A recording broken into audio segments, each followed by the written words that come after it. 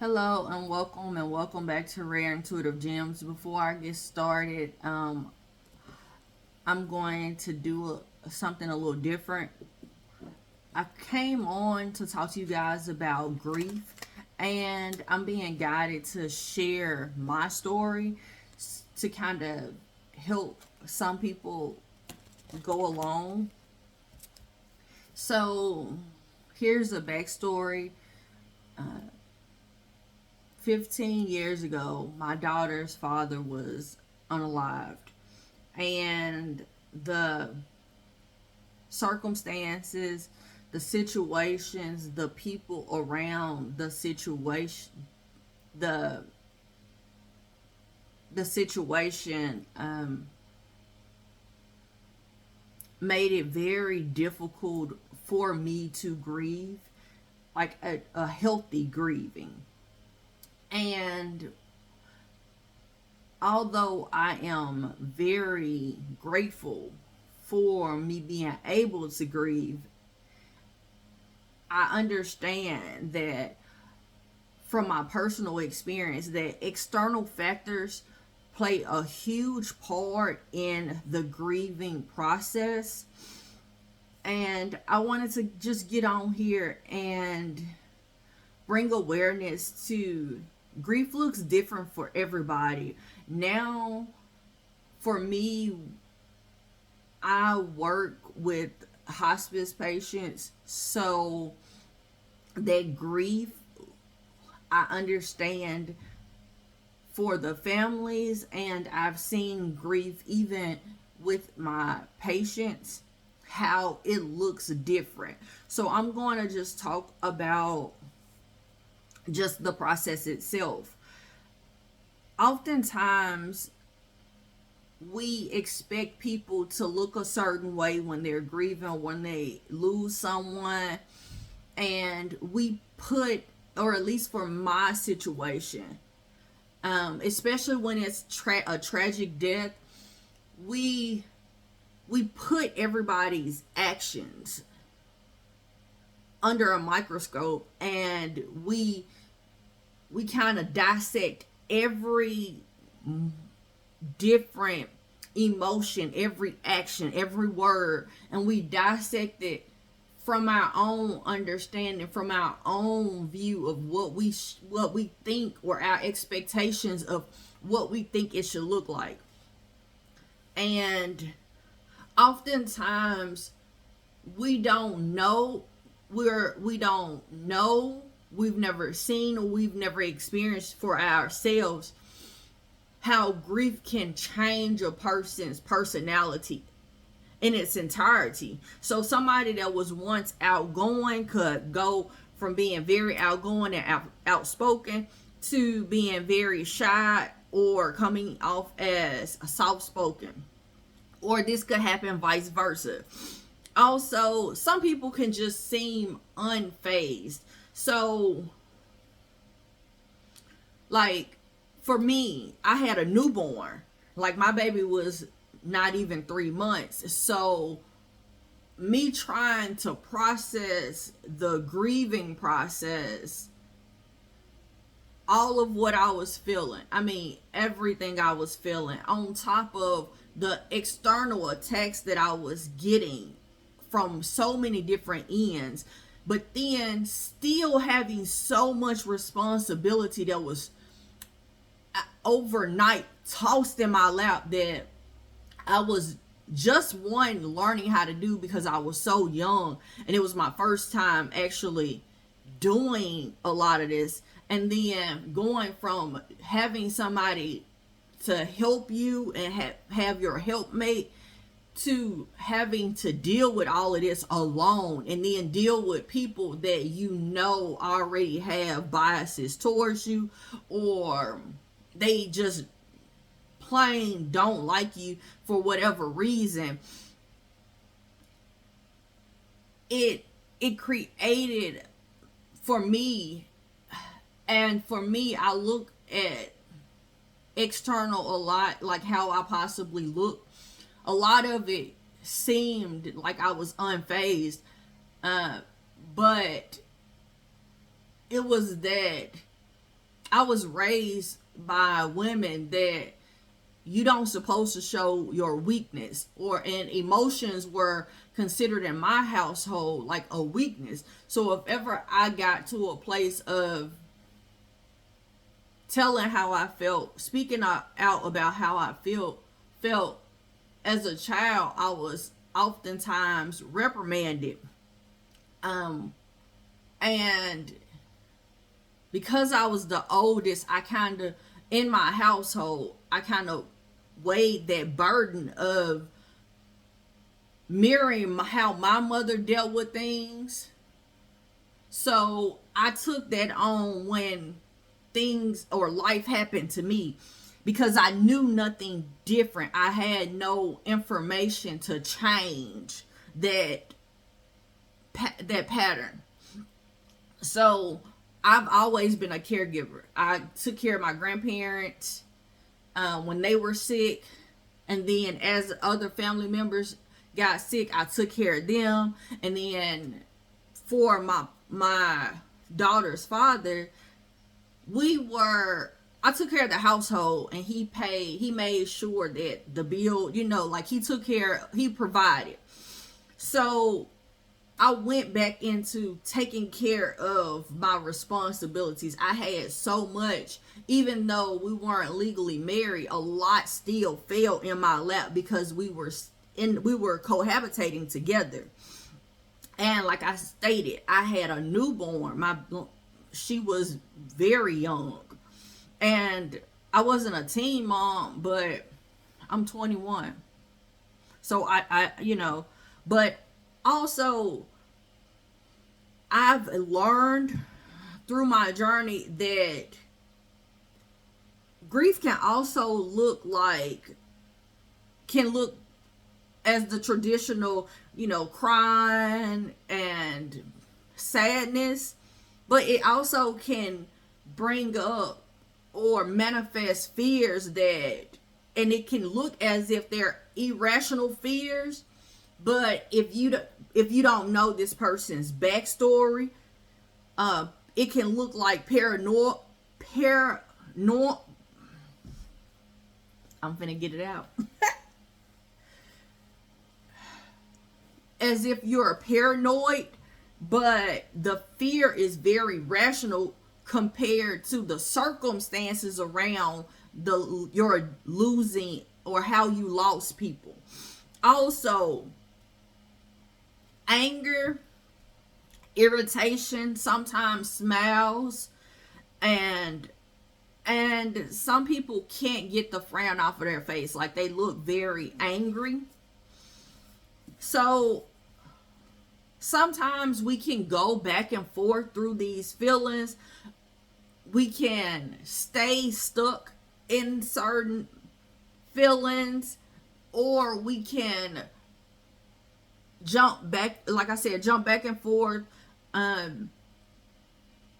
Or they can all be, you can have more than one, and that's what happened for me. So here's the stages of grief, and these are not, every person grieves these stages, and this is not a particular order. It happens based off of the person, their experience, and the way that they experience death, and the way that how much loss they've had, as well as how they view the afterlife or what happens after death. Okay, so shock, denial, anger, bargaining, depression, like testing, and as well as acceptance. So it's like, so for me, I didn't cut off his phone right away, where everybody else kept telling me that I needed to cut off his phone. I needed that money, but I didn't, because of various reasons. I didn't cut his phone off right away, but I used to call his phone.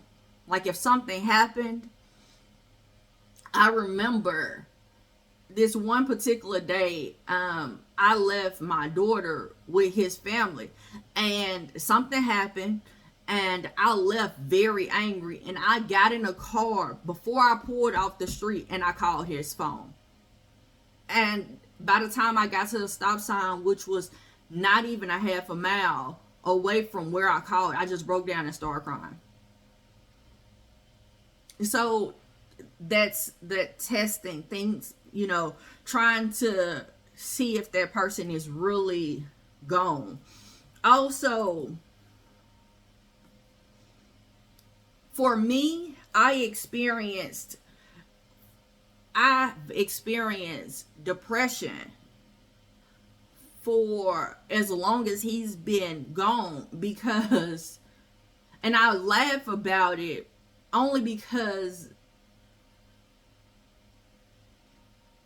people didn't see my depression, because my depression didn't look like, I guess, textbook or what people in my community felt like it should have looked like. So I was criticized for being depressed, and I continuously was told that I should be over it. I should be over it. It shouldn't be, or I shouldn't feel this way. And they kept telling me how I should grieve. So I suppressed a lot. And the more and more things that happened as my daughter got older, a lot of times I would suppress, but at the same time, I was releasing some, but not in the ways that the way that I needed to, in a healthy way, to take care of myself. Like the way that my body kept telling me I needed to, I kept kind of sucking it up. And so I'm going to share some of the things that I had to grieve, and the reason why I'm not going to lie, my daughter is going through her own things, and I've been grieving him throughout the years a lot, especially when she hits milestones, when she has realizations, when she goes through or achieves something. I grieve the fact that I feel like these are experiences that he deserves to go through with me in the physical. And also, I've also grieved the loss of him just physically. I've grieved the loss of that relationship that we had. I also grieved the relationship that my daughter never had with him, or the relationship or the man that she never knew. I also grieved the plans and the dreams that we had, and the desires we had as a unit that we were working towards.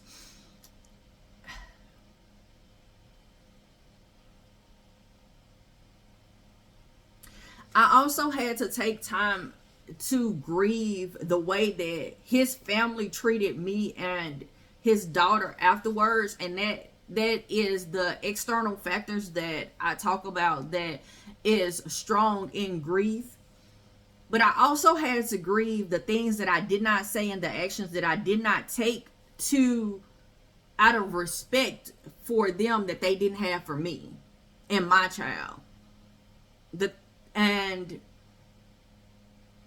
that's another reason why I talk about the external factors, because sometimes you're pushed or encouraged or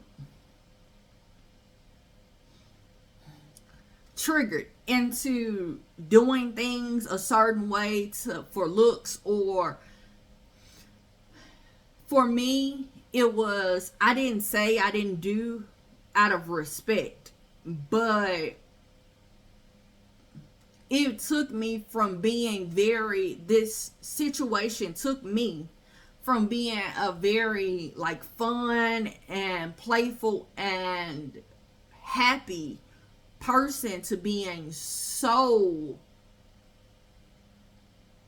quiet, soft spoken, where I used to pop off. Like as soon as somebody would say something that wasn't true about me, like I would pop off, and it got to a point where it was just like, all right, I kind of bagged back from.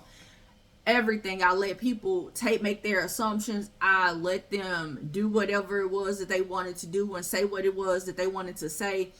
And I never even subtly spoke up on a lot of situations. And it helped my children see me for who I truly was, but at the same time, I had to grieve the fact that, like, at times I wanted to tell people off. I wanted to take action on certain things that I let slide. I wanted to do things differently a lot of times, but it was the way that I was grieving. I stayed in depression, and then for a while, when they mistreated my child or they said something about me, I actually was angry, but I was still depressed. I was in shock that they had the audacity to say what they said, but me still remembering the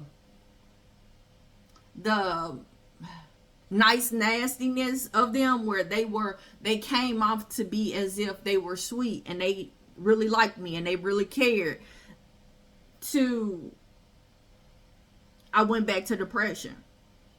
And then it used to be times where I used to bargain with God, like, okay, take me, like take me.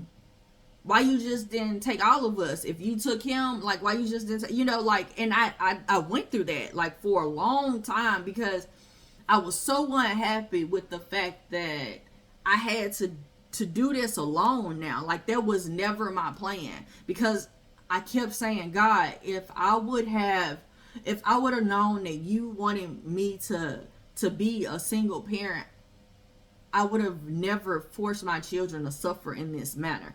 And that was something that I had to grieve for a long time. I'm trying not to cry now, just saying it out loud, because I grieved, because that was never my intentions. Never would I would have intended to bring a child in this world and have to struggle, or my child have to see me struggle with being their parent and being struggling to be a stable parent, emotionally, mentally, financially. I would have never wished that on anyone, especially my children that I bring into this world.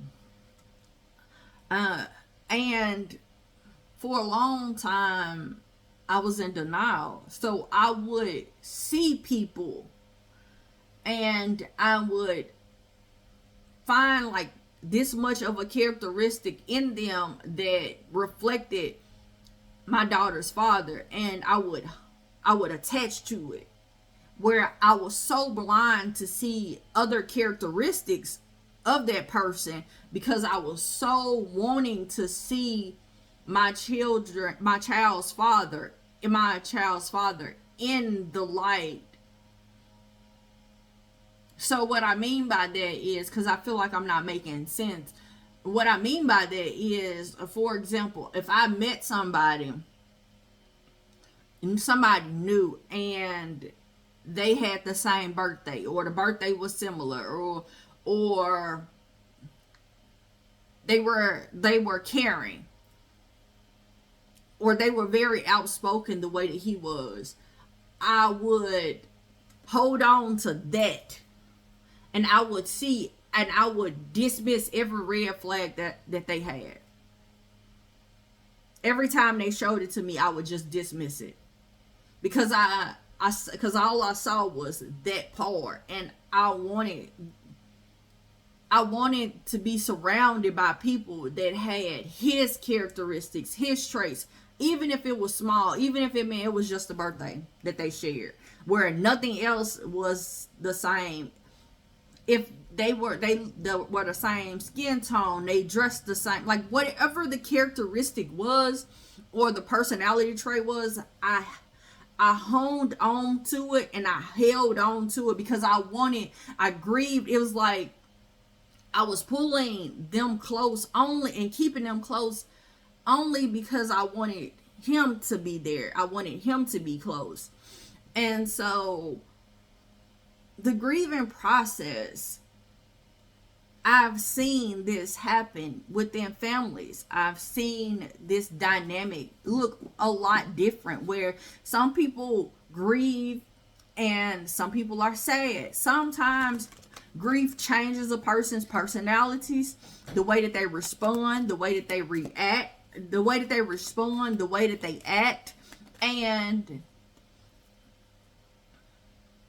a lot of times they're misjudged because of this, because all other people see is the image that they want to see, instead of actually seeing the person for who and what they are, and not able to heal that situation or heal themselves, as well as help heal other people through love. Like, some families, they grieve and they all, get closer after a death. But some families, they grieve, they bicker, they fight after a death. Some, it's a mixture of both. Some you have to kind of fend for yourself. And there's a need for a social normacy of grief being abnormal. And your grief and the acceptance of your grief doesn't look like everybody else's. That's all I have for you guys today. I want to tell you guys, thank you so much for coming out. Thank you for all the likes, shares, comments, and subscribes. And until next time, namaste and blessings to you and yours.